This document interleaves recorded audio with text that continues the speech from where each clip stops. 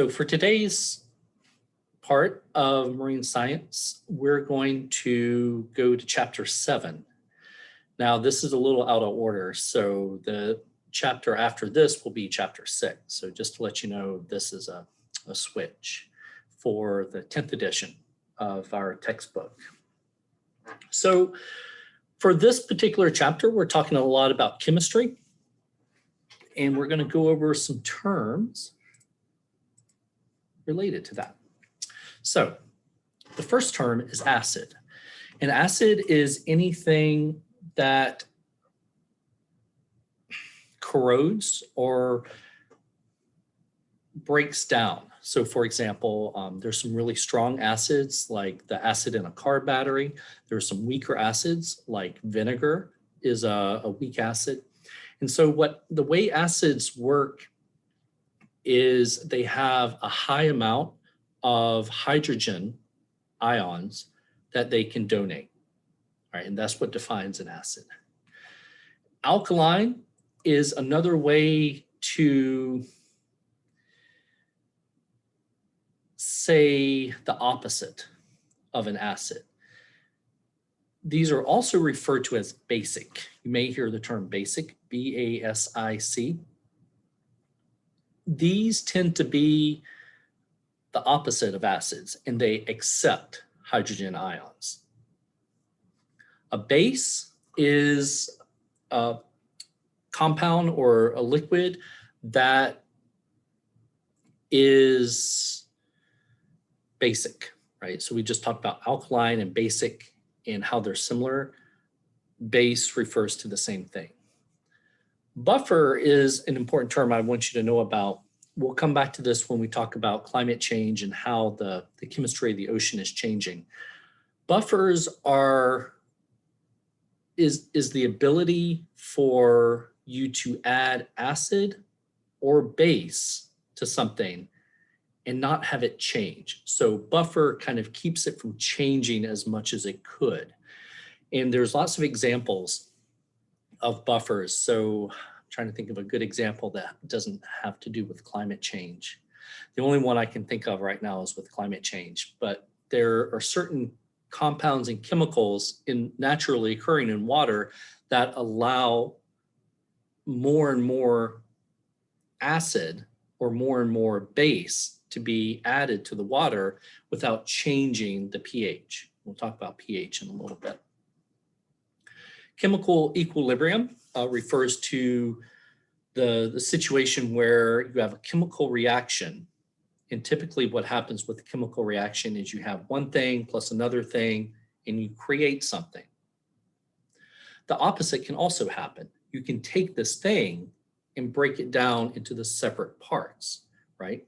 And it's a two-way street. It's an equation that can go either way. So when this part of the equation is equal to this part of the equation, that's called chemical equilibrium. It's going both ways at the same amount, right? So it's equilibrium. I have trouble with this word. Colligative properties. Don't worry about that for this class. Conservative constituent is something that does not change in the ocean. So for example, sodium and chloride. Sodium chloride makes up salt. They're conservative. They don't change. So you can go to any part of the world's oceans and the ratio, not the amount, because the amount can change. The ratio of sodium and chloride will not change. It's the same. Diffusion refers to the process where molecules or chemicals move down a gradient. So for example, if I have, say I have on perfume or cologne, if you're standing right next to me, it'll be very strong. If you're standing further away from me, you won't be able to detect it. But if you wait and there's enough time, the molecules from the perfume or cologne will diffuse and move throughout the air, and then you'll start to get a little hint of it, and then you'll start to smell it, right? So diffuse is when molecules or chemicals move throughout the air or the water.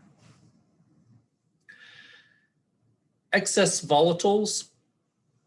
Excess volatiles, volatiles are things that can burn or explode. And so a good example of that is gasoline or diesel or kerosene. And when we talk about volatiles, especially in the atmosphere, there's one called volatile organic compounds. And that's very important for climate change. We'll come back more to volatiles later on in this semester.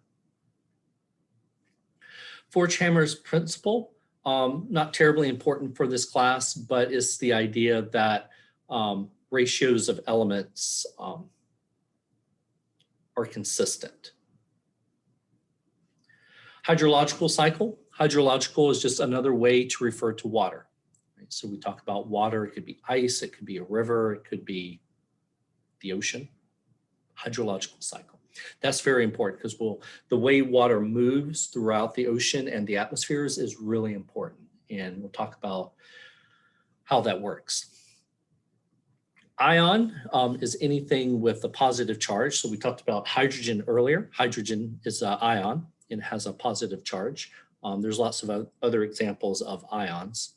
Ionic bond is a bond that's created between different ions, right? So a good example of an ionic bond is hydrogen bonds. And we'll talk about this when we talk about the structure of water. Water is the chemical name for it is H2O, H, and then a little 2, then an O. The 2 refers to 2 hydrogens, right? So you have 2 hydrogens and 1 oxygen. And the bonds, the connections, the molecular connections between those are hydrogen, and it's a type of ionic bond. Mixing time refers to, in this case, how much time it takes to mix everything completely. So this is generally used when we talk about the oceans or bodies of water. So for example, if you have I don't have one here, if I have a cup of coffee and I take excuse me, a drop of, say, vanilla flavor, right? And I drink my coffee without the flavor, and it's just regular black coffee, right? Very, very strong coffee. But if I take the vanilla, like the sweetener, and I put a drop of it into my coffee, it's going to take some time for that vanilla to mix throughout all of my coffee through diffusion, right? But I can take a spoon and I can stir it, I can mix it, right?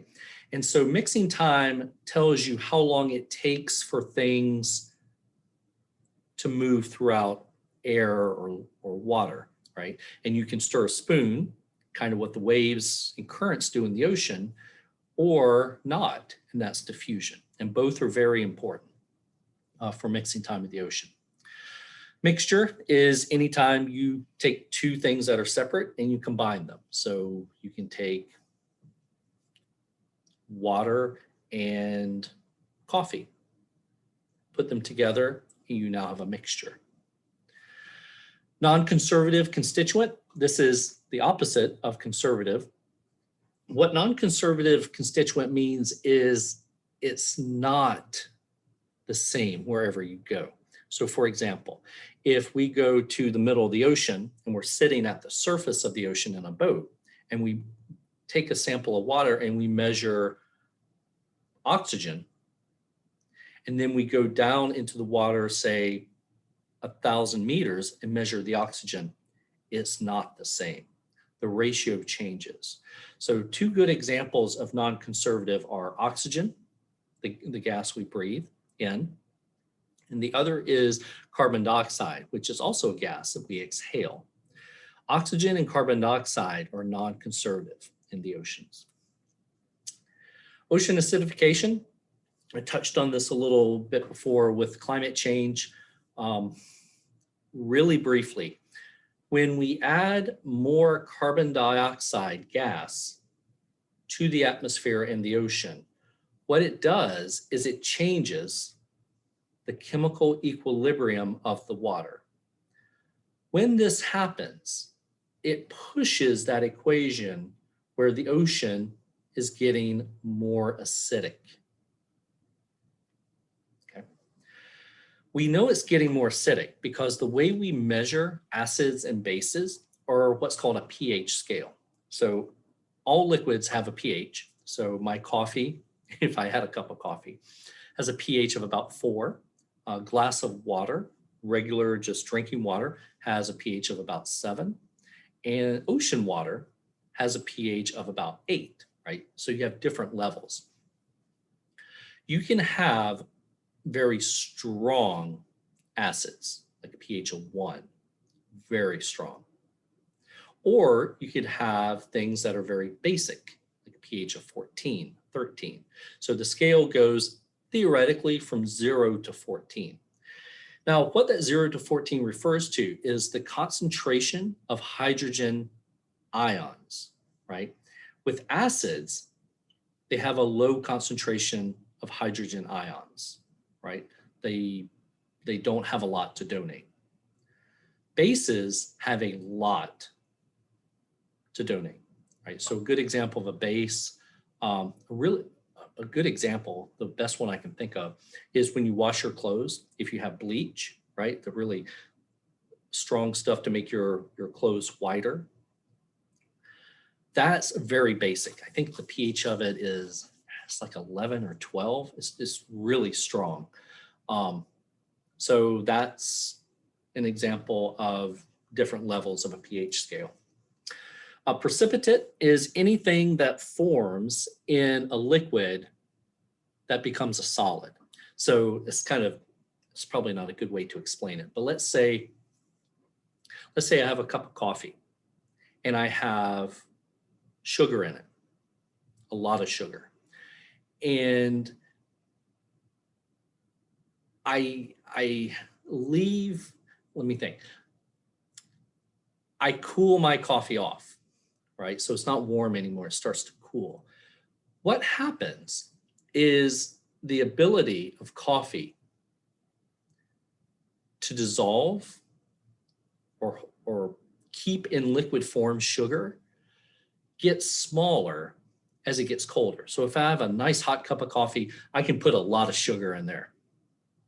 But if that cup of coffee becomes cold, what happens is some of that sugar in the liquid is called coming out of solution, and it precipitates. And you'll look in the bottom of your cold cup of coffee and there'll be a layer of sugar there. Now, if you take this cup of coffee and you heat it back up in a microwave, the sugar will go back into solution. But that precipitate is where things in liquids come out of solution, right? You can see solids. And it's essentially a chemical reaction that happens. And there's lots of examples. You can do this. There's lots of minerals in the ocean water, like iron and other metals like that. And you can cause them to precipitate very easily. Principles of constant proportions. We kind of talked about this earlier with conservative constituents. The ratios don't change, right? That's constant proportions. Residence time is how long something stays somewhere. So for example, if we want to talk about the residence time of water in, say, the Atlantic Ocean, you can determine how long that is. And you can do this through chemistry or physical processes, but you essentially follow the water and see how long it stays in the Atlantic Ocean. You can do the same thing in, let me think of a good example. You can do, any body of water, you can do it. Salinity, very important term. I want you to know this one for sure. Refers to how much salt is in ocean water. Technically, it refers to all dissolved materials in the ocean water, but quite honestly, it's how much salt is in the water. So when we talk about salinity, we're essentially saying how salty it is. And it's a scale that goes from 0, which is not salty at all, to about 35, which is what most of the ocean is, right? It's about 35. And then you can get much higher levels of salinity. So for example, if you go to off of Spain, there are areas where the ocean water gets trapped and the water evaporates. So you can get bodies of water with salinities of 200, 300, very high, very salty. The way we measure salinity is called a salinometer. It's essentially like,